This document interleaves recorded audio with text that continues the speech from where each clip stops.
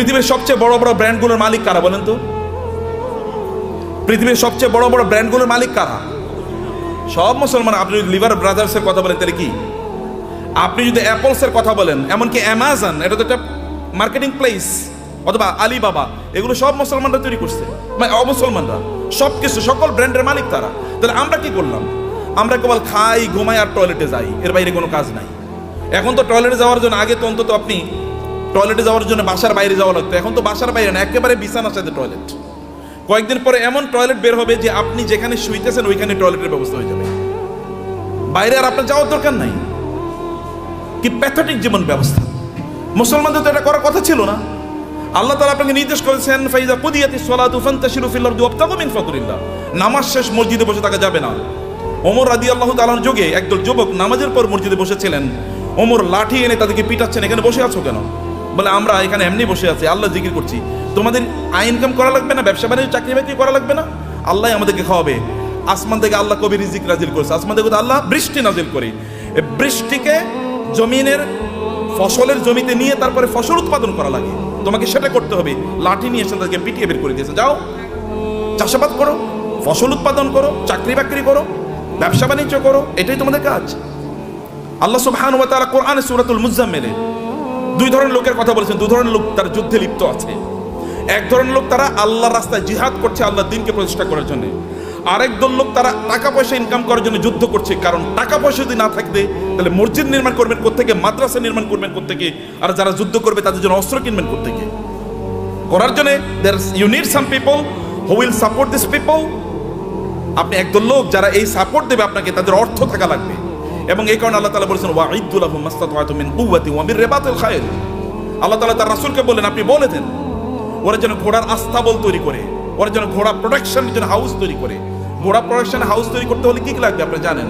আপনাকে ফার্ম তৈরি করতে হবে, ঘোড়ার ফার্ম। ঘোড়ার ফার্মে লাগে কি? ঘোড়ার ফার্মে লাগবে তাহলে ঘোড়াকে প্রজনন করার জন্য একটা পদ্ধতি লাগবে, রিপ্রোডাকশন প্রসেস লাগবে, এবং ডাক্তার লাগবে, কারণ এখানে বিভিন্ন ধরনের রোগ তৈরি হবে, রোগের চিকিৎসা করার জন্য। আবার এগুলো কি খাবারের জন্য ব্যবস্থা লাগবে, এগুলো খাবার আসবে কোত্থেকে? আরেকটা ইন্ডাস্ট্রি তৈরি হবে, যেমন এখন ফিশ ইন্ডাস্ট্রি তৈরি হবে। আবার এগুলোকে বিক্রি করার জন্য বাজার তৈরি হবে, মার্কেট প্লেস, বিশাল মার্কেট প্লেস। এবং সেখানে আবার কি ক্রেতা লাগবে, বিক্রেতা লাগবে। সেখানে আপনার ট্রেডার লাগবে, যারা ট্রেডিং করবেন এরকম লোকেরা লাগবে, যারা উৎপাদন করবে তারা লাগবে। আবার এদেরকে লালন পালন করার জন্য এই ঘোড়াগুলো একদল প্রশিক্ষিত লোক লাগে, যারা সার্ভিসম্যান, যারা সার্ভিস দেবেন।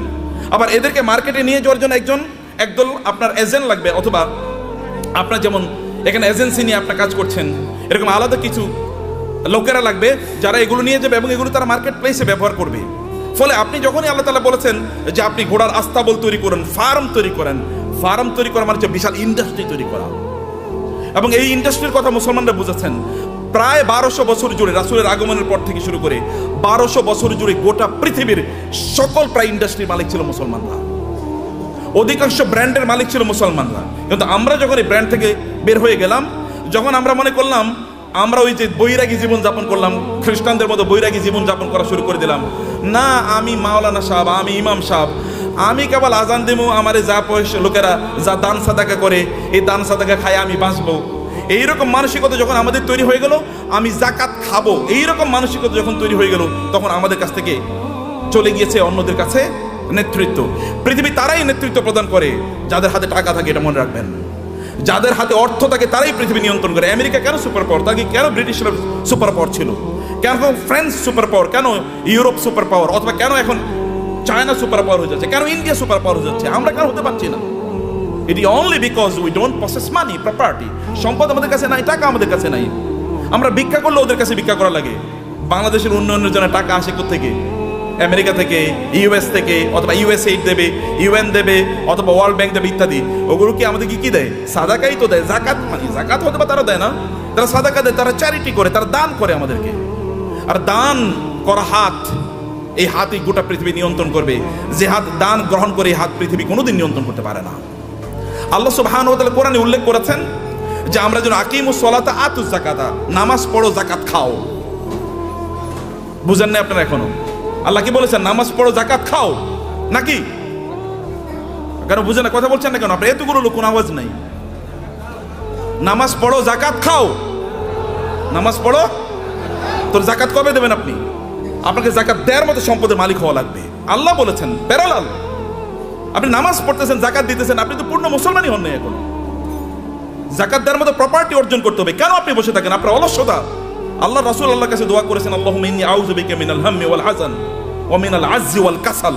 হে আল্লাহ, আমি অক্ষম অথবা অলস, এই দুটা থেকে আল্লাহর কাছে তিনি আশ্রয় চেয়েছেন। আমি অক্ষম, যে আমি আয় ইনকাম করতে পারি না। আমি অলস, আমি ইনকাম করার জন্য বাস রাস্তায় বের হই না, আমি বাজারে যাই না, আমি প্রোডাকশন হাউস তৈরি করি না, অথবা আমি ট্রেডিং সেন্টার তৈরি করি না। আমি বৈশা থাকি আর খাই, এবং আমি তোমার কাছে মান্না সালোয়ার জন্য দোয়া করি, তুমি আমার জন্য মান্না সালোয়া পাঠাইও। এইরকম যেন আমি না হই। আমি যেন অ্যাক্টিভলি এঙ্গেজ থাকি সমাজে, আমি যেন কাজ করি সমাজে। আপনার নবী কি করেছেন? নবী হওয়ার আগেও তিনি বিজনেস করেছেন, নবী হওয়ার পরেও তিনি বিজনেস করেছেন। সাহাবায়ে কেরামদের মধ্যে দেখেন, আবু বকর রাদিয়াল্লাহু তাআলা যখন তিনি খলিফা হিসেবে তাকে নির্ধারণ করা হয়, তিনাকে খলিফা তৈরি করা হয়, তিনি যাচ্ছেন মাথায় কাপড়ের পুটলি নিয়ে তিনি বাজারে যাচ্ছেন। ওমর বলেন, আপনি যাচ্ছেন কই? বলে, বাজারে যাচ্ছে, আমার সংসার চলা লাগবে না? তিনি খলিফা। এখন প্রেসিডেন্ট যদি অথবা প্রাইম মিনিস্টার যদি ব্যবসা করে, আপনার বলবেন হে তো ওইদিকে ব্যবসা করে। কেন প্রাইম মিনিস্টার ব্যবসা করবে না? কেন প্রেসিডেন্ট কেন ব্যবসা করবে না? মন্ত্রী কেন ব্যবসা করবে না? করবে। ব্যবসা তো আমাদেরই করা উচিত, কারণ আমরা inherently by born, by virtue of our identity, আমরা মুসলিম হওয়ার কারণে, কোরআনের ধারক এবং বাহক হওয়ার কারণে আমাদেরকে বিজনেস করা লাগবে। আমাদেরকে সম্পদ উপার্জনের করার জন্য আমাদেরকে এই পদ্ধতি আবিষ্কার করা লাগবে আমাদেরকে, সম্মানিত ভাইয়েরা। কিন্তু এটা হলো একটা দিক। কিন্তু এই সম্পদ যেন আমাকে কারুনের মতো না বানিয়ে ফেলায়। সম্পদ যেন কি না করে কারণে যদি, তাহলে এক নাম্বার কথা হচ্ছে আপনি নামাজও পড়বেন না, জাকাতও দেবেন। এখন থেকে আপনাকে সিদ্ধান্ত নিতে হবে যে এই রমাদান থেকে আপনি জাকাত দিতে পারবেন, এরকম চেষ্টা আপনি শুরু করবেন ইনশাআল্লাহ। নাকি বলেন ভাই? আপনার এলাকায় আপনি সবচেয়ে বড় ধনী হন, সমস্যা কি? সম্পদ উপার্জন করা হারাম নাকি? সম্পদ উপার্জন করা হারাম? নো, সম্পদ উপার্জন করা তো ফরজ। ইনকাম করা ফরজ, ইনকাম করা ফরজ। ইসলাম প্রচারে সবচেয়ে বেশি অবদান কার ছিল? আবু বকর। আবু বকরের চেয়ে মক্কায় ধনী কে ছিল? ইসলাম প্রচারের ক্ষেত্রে সবচেয়ে বেশি অবদান ছিল খাদিজাতুল কুবরা রাদিয়াল্লাহু তাআলা আনহার। খাদিজাতুল কুবরার চেয়ে মক্কায় ধনী নারী কে ছিল? ইসলাম প্রচারের ক্ষেত্রে, ইসলাম প্রতিষ্ঠার ক্ষেত্রে ওসমান ইবনে আফফান রাদিয়াল্লাহু তাআলা সবচেয়ে বেশি অবদান ছিল। এখনো আরবে, সৌদি আরবে, এখনো মদিনাতে ওসমান ইবনে আফফানের নামে এখনো ওইরকম বাগান আছে, যে বাগান থেকে এখনো যে উৎপাদন, এগুলো এখনো দিনের কাজে লাগে, এখনো চ্যারিটি হিসেবে সারা পৃথিবীতে সেগুলো টাকা পৌঁছে যায়। এখনো যে মক্কায় যে ক্লক টাওয়ার আপনারা দেখেন, এটা কিন্তু সাদাকা, এটা কিন্তু ওয়াকফের। এখানকার টাকা যা ইনকাম, এগুলো কিন্তু মানব কল্যাণে। আপনাদের দেশে হয়তো বা এখানকার কল্যাণে টাকা চলে আসে। তা আপনাকে তো এরকম অর্থবৃত্তের মালিক আপনাকে হওয়া দরকার। অর্থ ইনকাম করতে হবে, ফরজ। এর কারণে আপনি তখন, কারণ এদের অবস্থা দেখেন, আবু বকরের মতো গোটা পৃথিবীর সকল মুসলমানকে যদি একত্রিত করা হয়, আবু বকরকে যদি একত্রিত করা হয় রাদিয়াল্লাহু তাআলা আনহু, তাইলেও আবু বকরের আমলের দাড়িপাল্লাটা অনেক ভারী হয়ে যাবে। কেবল ইবাদত করেই, এই তথাকথিত এই যে কথিত যে ইবাদত আছে, এই রিচুয়াল, আপনি নামাজ পড়লেন, কোরআন তেলাওয়াত করলেন, ইত্যাদি ইত্যাদি, এর মাধ্যমে এই জায়গায় যাওয়া যায় না। You need financial contribution to the establishment, to the preaching and the propagation of Islam. ইসলামকে মানুষের কাছে পৌঁছে দেওয়ার জন্য আপনার অর্থনৈতিক অবদান লাগবে। এই অবদানের কারণে আল্লাহ সুবহানাহু ওয়া তাআলা নামাজকে যেমনিভাবে ফরজ করে দিয়েছেন, তিনি আমাদের জন্য জাকাতকেও ফরজ করে দিয়েছেন। এখন আপনি বলবেন যে আমি টাকার মালিক হলে যেন জাকাত দেবো। আল্লাহ বলছেন তুমি টাকার মালিক হয়ে জাকাত দাও, তোমার জন্য ফরজ। টাকার মালিক হয়ে জাকাত। আল ইয়াদুল উলিয়া খায়রুম মিনাল ইয়াদিস সুফলা। দানের হাত আল্লাহর কাছে প্রিয়। যে ব্যক্তি দান করে তার যে মর্যাদা, যে নেয়ার মধ্যে কি সওয়াব আছে নাকি? যে ঠিক আছে ভাই, আপনি ভিক্ষা করেন রাস্তায়, ভাই আমার একটু দেন না, এরপরে আপনার আমল নামায় কেবল সওয়াব ঢুকতে থাকবে, সওয়াব ঢুকতে থাকবে নাকি? তাহলে সবাই ভিক্ষা, এবং মুসলমানরা প্রায় ভিক্ষার জাতি হয়ে গেছে।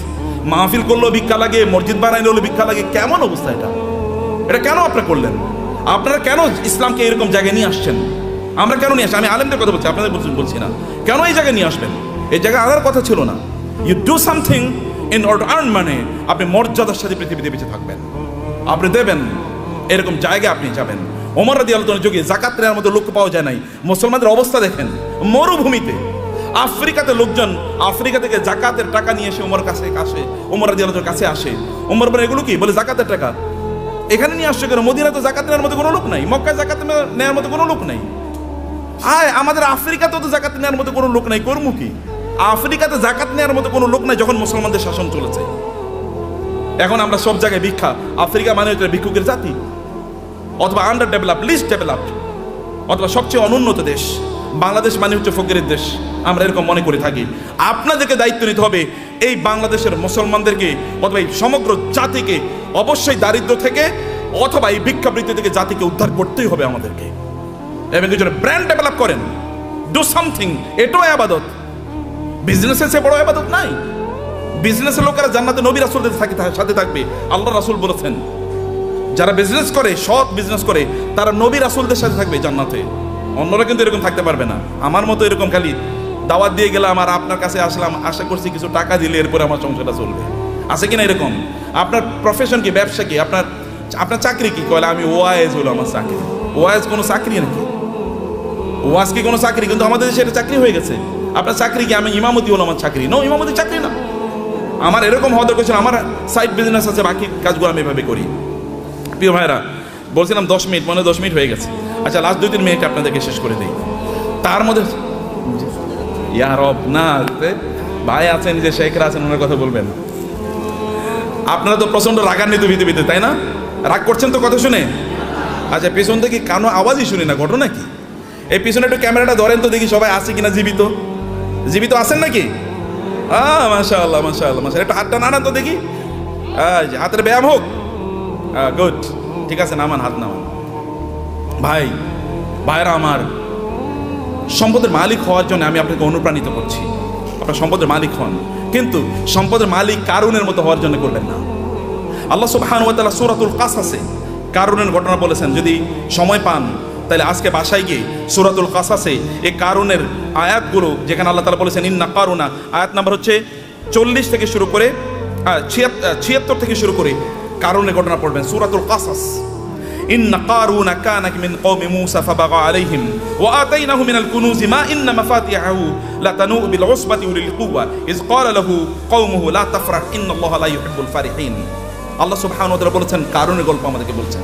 তাহলে আমার আলোচনা দুটো পার্ট, এর একটা পার্ট আমি শেষ করলাম।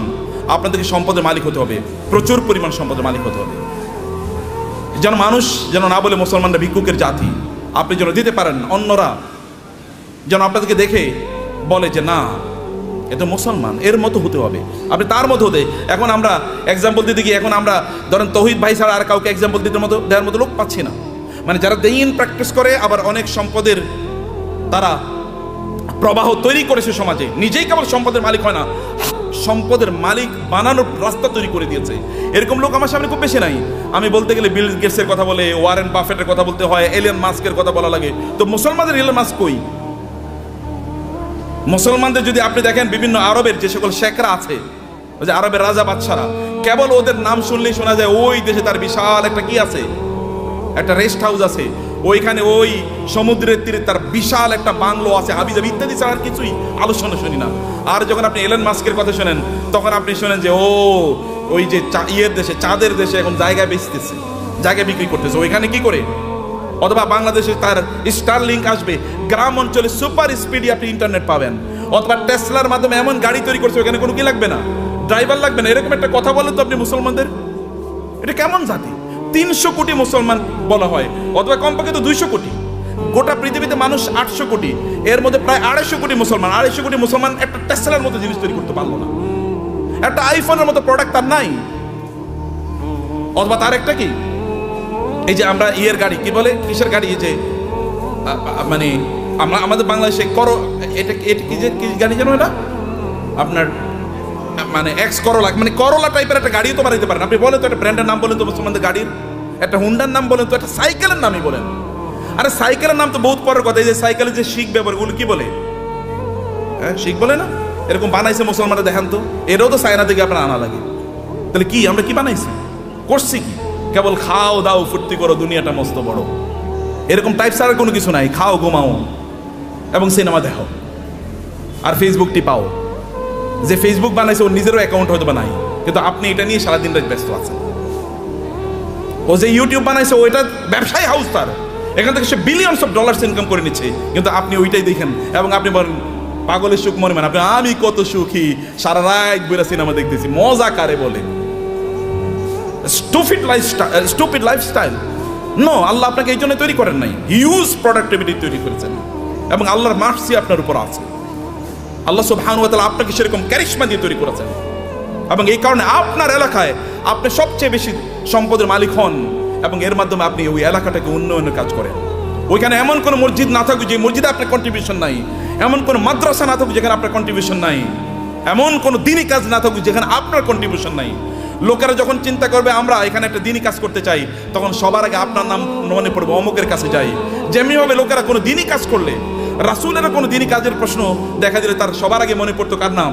আবু বকরের নাম। আবু বকর নাম মনে পড়তো, অথবা ওসমান নাম মনে পড়তো, কারণ কেউ তাদেরকে সুপারসিড করতে পারতো না। সম্মানিত ভাইয়েরা এবং বোনেরা, সে কারণে পজিটিভলি অ্যাক্টিভলি সময় কাটান। মনে রাখবেন প্রত্যেকটা সেকেন্ডের জন্য আল্লাহকে জবাবদিহি করতে হবে। আল্লাহর কাছে আপনাকে জবাবদিহি করতে হবে প্রত্যেকটা সেকেন্ডের জন্য। ওয়াল আসরি ইন্নাল ইনসানা লাফি খুস, মানুষ সৃষ্টিগতভাবে বিপদের মধ্যে আছে। ইন্নাল ইনসানা লাফি খুস, তবে ইল্লাল্লাযিনা আমানু ওয়া আমিলুস সালিহাত, যারা ঈমান এনেছে, ঈমান আনার উপর ভালো কাজ করছে। যাকাত যদি ইসলামের তৃতীয় স্তম্ভ হয়, আমরা বলি নামাজ রোজা, নামাজ রোজা, আল্লাহ বলছেন নামাজ জাকাত, নামাজ জাকাত, নাকি আমরা কি বলি? নামাজ রোজা, কিন্তু আল্লাহ কি বলেছেন? নামাজ জাকাত। কারণ দুটোকে একসাথে বলেছেন। এই দুটোকে একসাথে আপনাকে যদি আপনি করতে পারেন, তাইলে তো আপনি ইসলামের 5টা স্তম্ভ আপনি পালন করলেন। আপনি 5টা স্তম্ভ কয়জন পালন করছেন এর মধ্যে আপনি বলেন, কেন 5টা স্তম্ভ আপনি পালন করলেন না? এই 5টা স্তম্ভের উপর তো ঘর নির্ভর করে, এই গোটা ইসলাম নির্ভর করছে 5টা স্তম্ভের উপর। আপনি কেন হজ করতে পারলেন না? আপনি কেন জাকাত দিতে পারলেন না? এই দুটো তো ইসলামের স্তম্ভ। আপনি কেবল নামাজ পড়িয়ে তেলে জান্নাতুল ফেরদাউসে চলে যেতে পারবেন নাকি? নো, অসম্ভব। সবগুলো একসাথে করে আপনি এমন একটা বিল্ডিং বানালেন একটা ইয়ের উপর, পিলারের উপর। এই বিল্ডিং কি পৃথিবীর সবচেয়ে স্থায়ী বিল্ডিং হবে? পিলার একটা মাত্র, যে কোনো সময় ধসে পড়ে যেতে পারে। শুধু নামাজের উপর নির্ভর করলেন, যে কোনো সময় ধসে পড়ে যেতে পারে। অতএব সবগুলোর উপর আপনার দিনকে প্রতিষ্ঠিত করা লাগবে। বুনিয়াল ইসলাম আলা খামসিন, শাহাদাতি আল্লাহ ইলাহা ইল্লাল্লাহ থেকে ওয়া হাজ্জিল বাইতি মান ইসতাতা ইলাইহি সাবিলা, সামর্থ্য অর্জন করা লাগবে আপনার, এবং অন্যরা আপনাকে দেখে শিখুক যে না এইরকম জীবনযাপন করা লাগে। অন্যরা আপনাকে দেখুক এরকম জীবনযাপন। কিন্তু আপনি সম্পদ উপার্জন করার একমাত্র কারণ যেন না হয় কারুন টাইপের জীবনযাপন করা। কারুন টাইপের জীবনযাপন করা কি? আল্লাহ সুবহানাহু বলেছেন, ইন্না কারুনা কানা মিন কওমি মূসা ফাবাগা আলাইহিম। কারুন ছিল মূসা আলাইহিস সালামের তার বংশের লোক, অর্থাৎ বনি ইসরাইলের লোক। কিন্তু এই বনি ইসরাইলের উপরে সে জুলুম অত্যাচার করা শুরু করে দিয়েছে। যেমন আমাদের দেশে দেখবেন, আমাদের দেশে লোকেরা ব্যবসা করতেছে কিন্তু টাকা পাচার করতেছে অন্য দেশে। আছে কিনা এরকম? বুঝেন না আপনারা? ব্যবসা করতেছে এই দেশের মানুষের, কিন্তু টাকা পাচার করতেছে আরেক দেশে। আরেক দেশের ব্যাংকে গিয়ে তার সকল টাকা খুঁজে পাওয়া যায়। এর চেয়ে বড় জালিম আল্লাহর জমিনে আর হতে পারে না। কারণ আপনি যেখানে ইনকাম করেছেন ওই অঞ্চলের মানুষের হক আছে আপনার উপর, কারণ তাদেরকে দিয়ে আপনি ইনকাম করেছেন, তাদের উন্নয়নের জন্য আপনাকে কাজ করা লাগবে। ফেরাউনি মানে কারুনি টাইপ এরকম, যে কারণ এরকম করেছে, কিন্তু সেই লোকজনের উপর সে জুলুম এবং অত্যাচার চালিয়ে দিল। এবং তার কি পরিমাণ সম্পদ ছিল, আল্লাহ তাআলা বলেছেন যে ওয়াতাইনাহু মিনাল কুনুজি মা ইন্না মাফাতিহাহু লাতানু বিল উসবাতি উলিল কুওয়া, যে তার এত সম্পদ আল্লাহ তাআলা তাকে দিয়েছেন, সে কিন্তু গরিব একটা জাতির একজন, গরিব জাতি মানে হচ্ছে বনি ইসরাইল। বনি ইসরাইল কিন্তু কৃতদাস, ফেরাউন তাদেরকে কৃতদাস বানিয়ে রেখেছিল, তাদেরই একজন, কিন্তু প্রচুর পরিমাণ সম্পদের মালিক হয়েছে। সম্পদের মালিক হয়েছে এদের মাঝে ব্যবসা করার কারণেই, ব্যবসা করার মাধ্যমে। কিন্তু এবং তার এত পরিমাণ সম্পদ যে তার সম্পদগুলো সোনা দানা এগুলো যেই সিন্ধুকে রাখতো, ওই সিন্ধুকগুলোর চাবি বহন করার জন্য একটা বিশাল গ্রুপ অফ পিপল লাগতো। কি পরিমাণ তাদের সিন্ধুক ছিল, কি পরিমাণ সম্পদ ছিল তার। এরকম সম্পদ এর মালিক হওয়ার পরে এরপরে তিনি কি করেছেন? তিনি প্রচন্ড অহংকারী জীবনযাপন করতেন, আনন্দ ফুর্তি নিয়ে ব্যস্ত থাকতেন। ভালো করে শুনুন, আপনাদের গল্প বলছি। আনন্দ ফুর্তি কি? অনেক টাকা। অতএব আজকে ফ্যামিলি সহ চিন্তা করতো আজকে আমরা কক্সবাজারের ট্যুরে যাব। ওকে, কক্সবাজারের ট্যুর শেষ, মজা শেষ, ওইখানে আনন্দ ফুর্তি করে আগামীকাল আমরা সাজেকে যাব। সাজেকের মজা শেষ, সিলেটে যাব। সিলেটের মজা শেষ, সিঙ্গাপুরে যাব। সিঙ্গাপুরের মজা শেষ, আমেরিকা যাব, না এরপরে কানাডাতে যাব। একটার পর একটা কেবল ঘুরে বেড়াচ্ছে, আনন্দ ফুর্তি করছে, আর ফেসবুকে পোস্ট দিচ্ছে, আলহামদুলিল্লাহ আমি খুব ভালো আছি। এরকম যখন পোস্ট দেয় তখন কি হয়? আপনি কেবল আনন্দ ফুর্তি করে বেড়াচ্ছেন। এবং এই সবচেয়ে সুন্দর সিনেমা কোনটা এসছে? চলো সিনেফ্লেক্সে আমরা গিয়ে সিনেমা দেখে আসবো। সিনেফ্লেক্সে ঢোকার আগে এরকম একটা বিশাল বড় ফেসবুকে একটা পোস্ট দিয়ে বললো, এখন মাত্র সিনেফ্লেক্সে আমি ঢুকতেছি সিনেমা দেখার জন্য। মানুষের দেখাচ্ছে তার প্রচুর পরিমাণ সম্পদ। এবং বিশাল গাড়ি হাঁকিয়ে যখন তিনি গ্রামে যান, ওইখানে উইন্ডো খোলেন না, অথবা তার এলাকায় যখন যান তখন তিনি মহা অহংকারী, কেউ তার কাছেও আসতে পারে না। অনেক পরিমাণ সম্পদ আর আছে, এটা কেবলমাত্র নিজের ভোগ বিলাসের জন্য তিনি ব্যবহার করছেন এবং ব্যয় করছেন। কেবল নিজের ভোগ ছাড়া অন্য কোনো কিছু নাই তার নিজের, কারণ সে নিজে মনে করে যে আমি ইনকাম করেছি, আমি নিজেই ভোগ করব। এবং কারণ কিন্তু একই কাজ করেছে, কারণকে তার সম্প্রদায় লোকেরা বলেছে, তুমি এত অহংকার করো না, তুমি এত আনন্দ ফুর্তি নিয়ে ব্যস্ত থেকো না, তুমি যিনি তোমাকে সম্পদ দিয়েছেন তার প্রতি কিছু কৃতজ্ঞ থাকো। ওয়াবতাগি ফীমা আতাকাল্লাহুদ দারাল আখিরাহ, আল্লাহ তোমাকে যে সম্পদ দিয়েছেন এই সম্পদকে ব্যবহার করে আখিরাত অর্জন করো, অর্থাৎ জান্নাত অর্জন করো। সম্পদ ব্যবহার করে অধিকাংশ লোকই জান্নাত অর্জন করে না জাহান্নাম অর্জন করে, বলেন তো? অধিকাংশ লোকের কি অবস্থা? জাহান্নাম। কিন্তু তাসমিয়া কসমেটিক্স আপনারা যারা আছেন, সম্পদকে উপার্জন করে জাহান্নাম অর্জন করবেন না আপনারা ইনশাআল্লাহ। কারণ আপনাদের সামনে আল্লাহর রহমতে এমন একজন লিডিং এক্সাম্পল আছেন। আমি তাওহীদ ভাইয়ের কথা আরো বলি, এত বেশি কাজ করেন তিনি দিনই, এটা আপনারা হয়তো বা জানেন না, আমি কিছু জানি।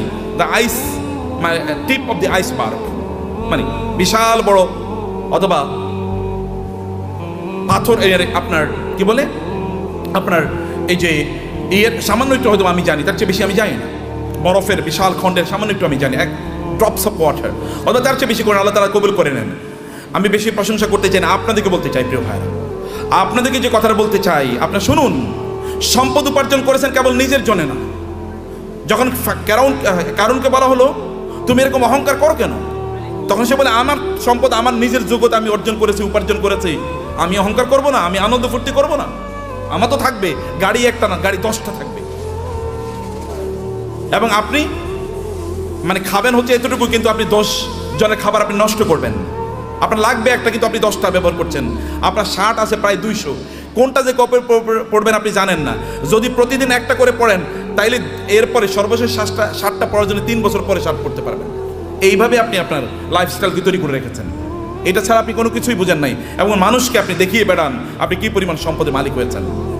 সম্পদের মালিক ব্যক্তি তার নিজের যোগ্যতা হতে পারে না। আপনি তৌহিদ ভাইকে জিজ্ঞেস করে দেখেন, সম্পদের মালিক হওয়ার জন্য আল্লাহর স্পেশাল অনুমোদন লাগে, আল্লাহর রহমত লাগে। আল্লাহ রহমত না দিলে কোনোদিন কেউ সম্পদের মালিক হতে পারে না। চেষ্টা করে সম্পদের মালিক, আপনি প্রচুর পরিশ্রম করবেন, এই কারণে সম্পদের মালিক হবেন এটা নয়। নাহলে রিক্সাওয়ালারাই সবচেয়ে বেশি সম্পদের মালিক হতো, অর্থাৎ দিন মজুররাই সবচেয়ে বেশি সম্পদের মালিক হতো। নো, আল্লাহ সুবহানাহু ওয়া তাআলা আপনাকে দেন পরীক্ষা করার জন্য। কিন্তু আপনি এই সম্পদে, আমি এই কথা আপনাকে বলবো না যে টাকা ইনকাম করেন আর কেবল কথিত আল্লাহ সুবহানাহু ওয়া তাআলার রাস্তায় ফি সাবিলিল্লাহ ছাড়ি আপনি এটাকে ব্যবহার করেন, আমি তা বলছি না। আমি বলছি হারাম কাজে এগুলোকে ব্যবহার করেন না, সিনেমা দেখার জন্য ব্যবহার করবেন না। লেটেস্ট কি সিনেমা তৈরি হয়েছে এটা নিয়ে কিনে নিয়ে আসো এবং সবাইকে নিয়ে আনন্দ ফুর্তি করে বেড়াবেন, অথবা আপনার ছেলে মেয়ে ওয়াইফ ইত্যাদিকে নিয়ে বাচ্চাদেরকে নিয়ে আপনি যাবেন বিভিন্ন জায়গায় বেড়ানোর জন্য, আনন্দ ফুর্তিতে মেসে থাকবেন, লাল পানি খাবেন, অথবা জুয়া খেলবেন, অথবা অন্যান্য ফুর্তি ফ্যাশন করে বেড়াবেন। সেখানে কোনো দিনই পরিবেশ নাই, দিনই কোনো আচরণ নাই, এবং এর মধ্যে আপনি আনন্দ খুঁজে বেড়াচ্ছেন। আপনার টাকা আপনি এইভাবে ব্যয় করছেন। এই অর্থ ব্যয়ের মাধ্যমে আপনি জান্নাত কিনছেন না জাহান্নাম কিনছেন? আপনি কিনছেন জাহান্নাম, অথচ আল্লাহ অনুগ্রহ করে আপনাকে সম্পদ দিয়েছেন। আপনার সম্পদ ব্যবহার করে আপনি জান্নাত কেনেন। এগুলোকে হালাল উপায় ব্যবহার করলে আপনার জান্নাত কেন হয়ে যায়? আপনি হালাল ভাবে চলেন, নো প্রবলেম।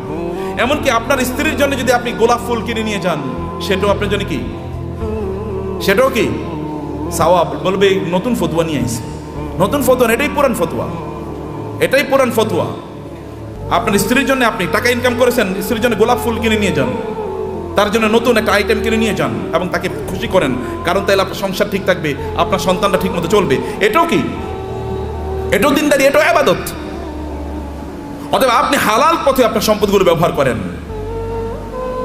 এর মাধ্যমে আপনি ওয়াবতাগি ফীমা আতাকাল্লাহুদ দারাল আখিরাহ ওয়ালা তানসা নাসীবাকা মিনাদ দুনিয়া।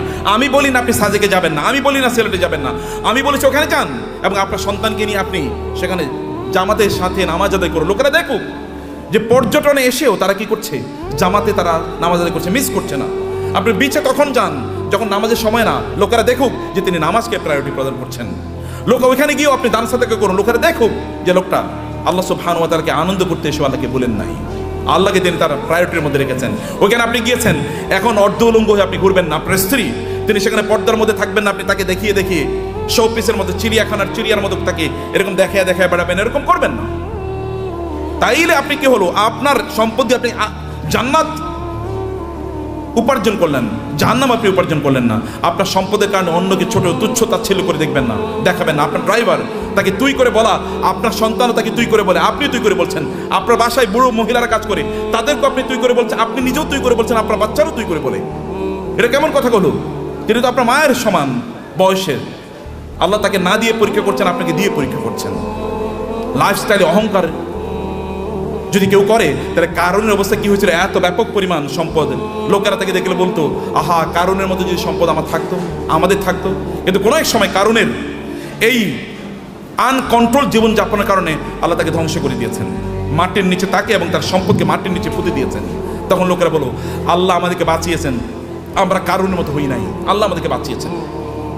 সম্মানিত ভাইরা, আপনার সম্পদের প্রতি অন্যের অধিকার আছে, এই অধিকারগুলো দান করুন। মনে করবেন আল্লাহ যদি আপনাকে দেয় তাহলে আপনার লাইফস্টাইলই কেবল বাড়াবেন না।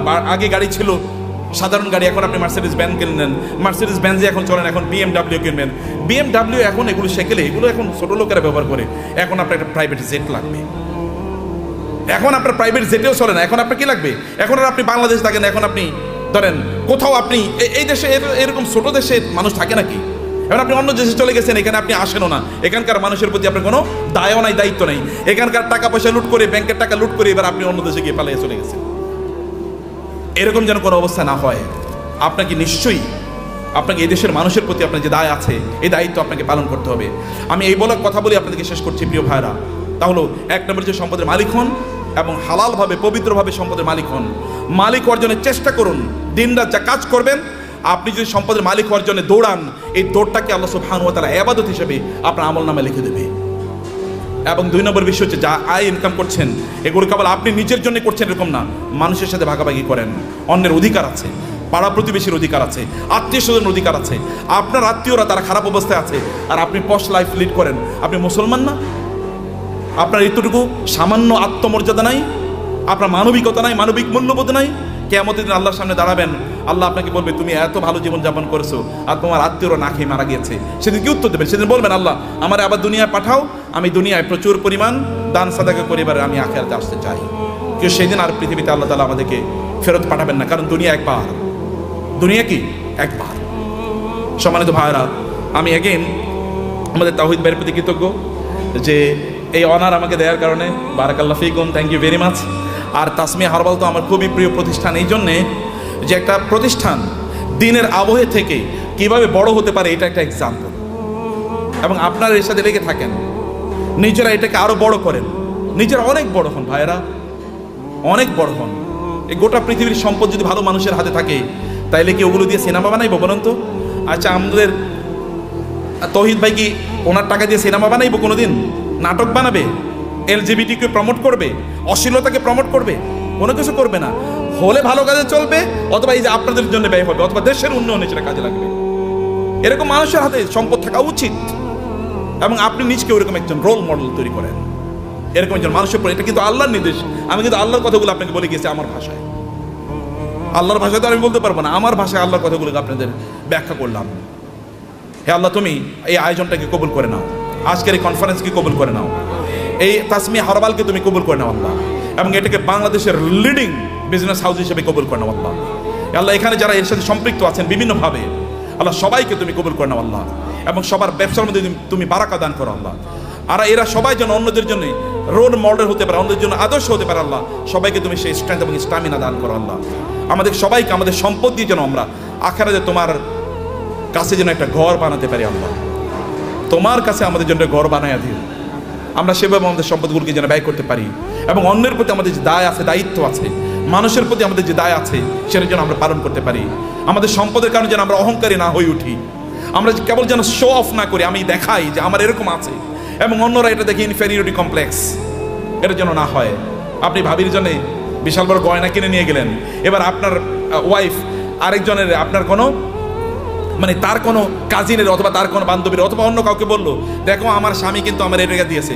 এরপরে উনি তো তার স্বামীর সাথে এবার ঝগড়া বিপদ লাগলো, আমার বান্ধবীর স্বামী এরকম দিয়েছে, তুমি আমারে দিলা না, তো তুমি তো আমার প্রতি জুলুম করছো, আমি তোমার বিয়া করে জীবনটা শেষ হয়ে গেল আমার।